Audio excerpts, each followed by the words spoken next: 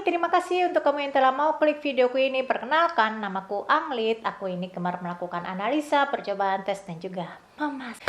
Kali ini aku mau membahas tentang gaun-gaun yang dipakai di Titanic. Ya bukan gaun aja sih, tapi outfit, pakaian yang dipakai di Titanic. Itu sangat, ya seneng ya kalau ngelihat pakaiannya itu kayak Yuk kita bahas siapa sih yang membuat gaun-gaun itu.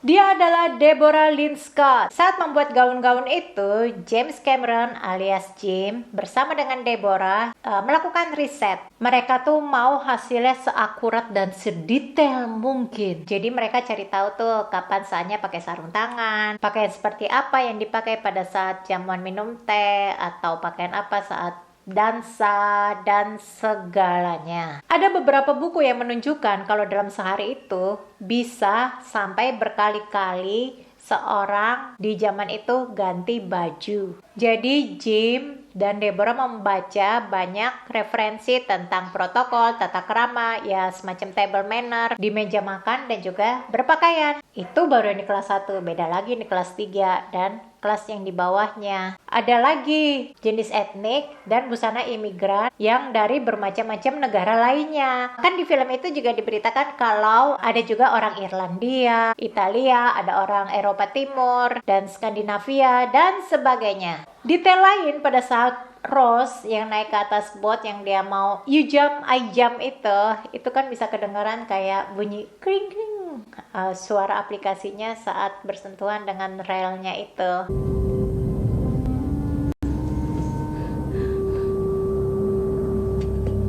Ataupun gaun yang dipakai Rose pada saat kapal mau tenggelam. Karena Jim maunya itu gaunnya dipakai itu kayak kelihatan dia anggun. Terus gaunnya tidak yang terlalu ketat, tidak seperti gaun pada saat Jack dan Rose itu pertama made up. Tetapi Jim juga mau kalau gaunnya itu tidak ngambang begitu Rose masuk ke dalam air. Dan akhirnya dibuatlah gaun ini. Keren banget ya gaunnya. Itu dari bahan chiffon. Terus kira-kira bisa dibeli nggak ya gaunnya? Kalau di Amazon sih aku lihat ada ya beberapa yang jual ya mungkin, tapi mungkin dengan detail yang tidak sama. Karena gaun-gaun yang dijual itu di lelang itu ternyata memiliki nilai jual yang lebih. Ada beberapa gaun yang dilelang dan sisanya ditaruh di Titanic Museum Attraction. Coat yang dipakai sama Rose yang seperti ini itu berhasil dijual seharga 164.250 US dollar.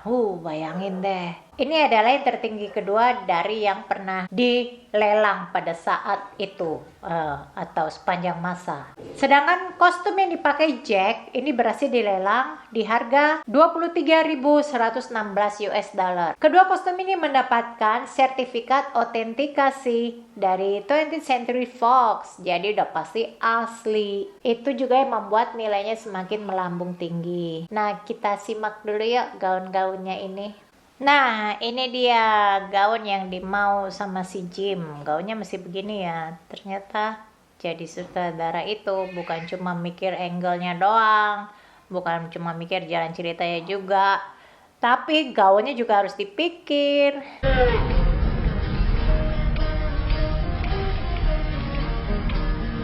Nah, ini adalah gaun yang dipakai waktu saat mereka, Terus ini gaun waktu si Rose turun dari mobil. Pertama kalinya dia mau naik kapal Titanic ya. Lihat betapa lebar topinya. Itu si Deborah sempat mikir sih, ini muat nggak ya masuk mobil? Karena mobilnya kecil banget. Tapi ternyata dimuat-muatin.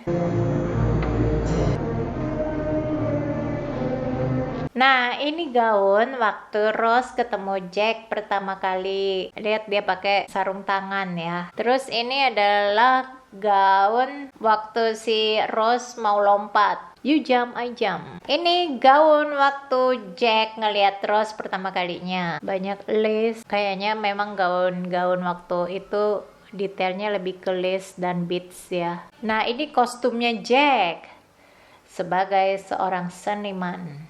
Yang pasti juga jadi ciri khas topinya itu ya. Nah, ini Carl. Lihat ada buntutnya. Ini Molly Brown yang katanya janda tapi kaya yang bakar uang. Ada berapa kancing di gaunnya, itu di celananya ada 4, dan mungkin di coatnya ada 5. Dan ini Kapten Edward, lihat bajunya sebagai seorang kapten. Dan Thomas Andrew, jadi kelihatan lebih intelek. Oke, terima kasih untuk kamu yang telah mau nonton videoku ini. Jangan lupa like dan subscribe.